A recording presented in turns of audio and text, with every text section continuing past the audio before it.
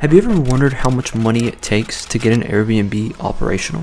If so, you're in the right place. Show me the money. In this video, I'll break down the initial cost of an Airbnb, which include buying the property, renovations and furnishing, initial supplies, licensing and permits, and professional photography.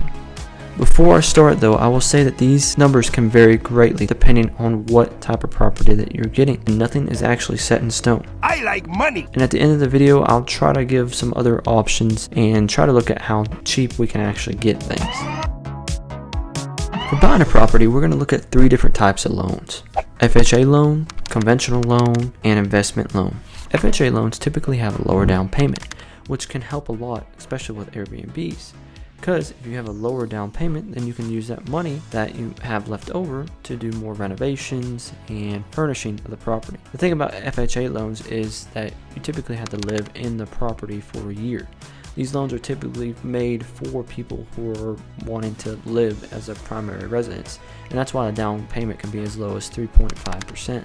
So this would work great if you were looking for a place that had multi-housing, so you could buy the place and live in it and rent out the other half on Airbnb. You could also buy the place, live in it for a year, get it ready for Airbnb, and then rent it out after having it for a year. Conventional loan. Now with this loan, you typically don't have to live in it for a year like the FHA loan, but you will have to pay a higher down payment.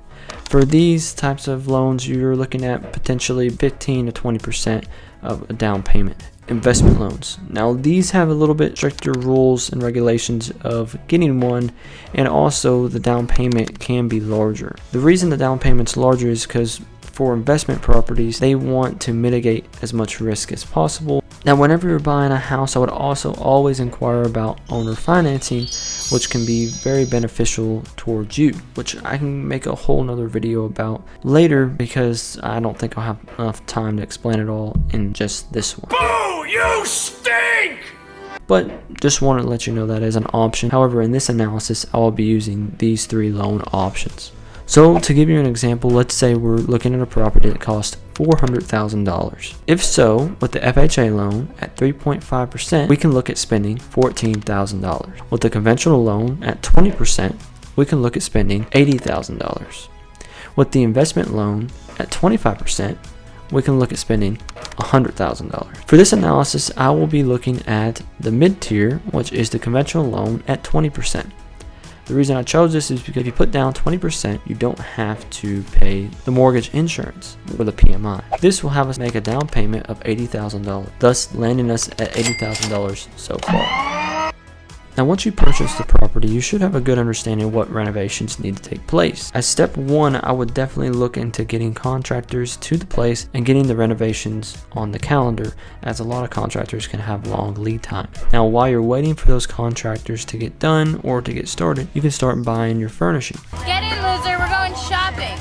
Now furnishing costs can vary greatly depending on what size you want and what quality you want. Now you can probably get by with maybe using $3,000 to $5,000 for a smaller place, but I feel like a better way to analyze how much money you'll have to spend is to look at the square footage. To break it down, I separate it into three quality categories. The first one being basic furnishing, and this is just to get it operational. For basic furnishing, I allocated $5 to $10 per square foot. For mid-range furnishing, I would allocate $10 to $20 per square foot. For high-end furnishing, I would allocate $20 to $40 plus per square foot. So let's say your property is 1,200 square feet. If you wanted to go the mid-range furnishing route, then you'd be looking at $12,000 to $24,000 on furnishing and renovation. But remember, these options are not set in stone, and you can go with just getting the basics first and then adding more to it once your property is cash flowing well. So I said anywhere between $12,000 and $24,000 for the 1,200 square foot example. So we'll meet somewhere in the middle and say $18,000 and add that to our total, which brings us at $98,000.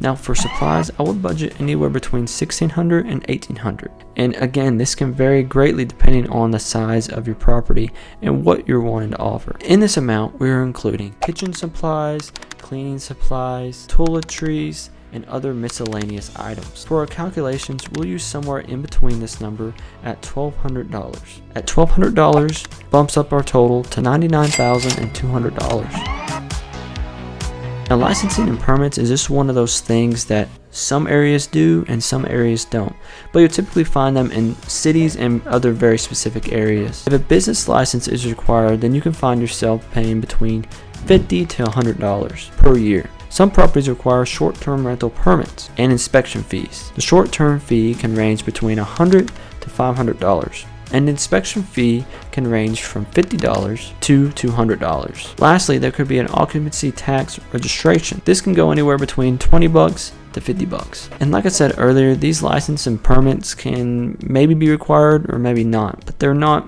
usually done everywhere. I'm going to leave them out of this analysis for now, but I just wanted to make you guys aware. Now, professional photography is just one of those things that is almost essential for every Airbnb.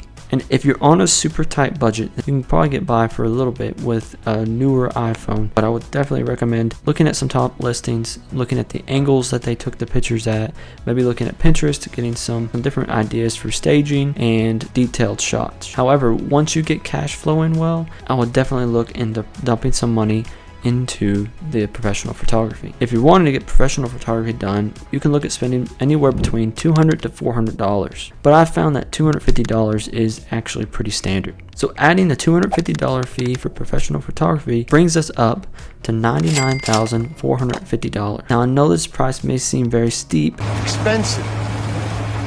but remember, this is for a $400,000 property, and you can definitely get a cheaper property which will lower down your down payment substantially if you're willing to get a multi-unit place or live in the place for a year and then rent it out. So for example, let's say that you find a property for $200,000 and you're wanting to use the FHA loan at 3.5%. Well, then you could be looking to put down only $7,000, which is a lot easier to swallow than the $80,000 we mentioned earlier. And let's say you go with the cheapest option of furnishing, so the very basic bare bone minimum that you can go with, and you spend $5 per square foot. If you have a 1,200 square foot home like you did before, then you can look at spending $6,000. That, with the initial supplies of $1,200, in the professional photography at $250, you can look at a grand total of $14,450, which is a lot more doable for people than the original almost $100,000. And still, you might be thinking this is also very expensive to get started. And that's why a lot of people go with the Airbnb arbitrage route, which pretty much eliminates the down payment portion of this. And I can always do a whole video on this later. So if you like this video and you would like to see more content like this, if you could like and subscribe, that would just let me know that you're liking it, or don't. Anyways, I appreciate you guys watching, and thank you.